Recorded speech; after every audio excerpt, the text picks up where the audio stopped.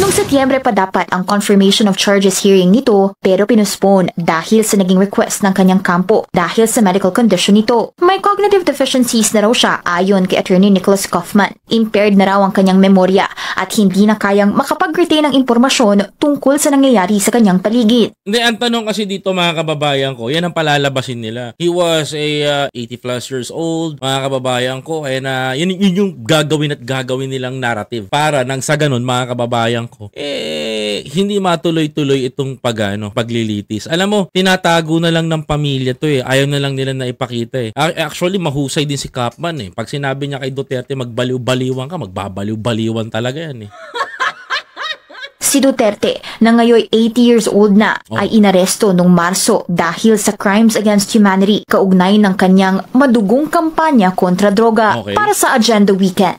Ito may tanong ho ako sa mga kababayan natin. Agree ba kayo na ilabas nila, na imbestigahan yung na pangan sa Netherlands?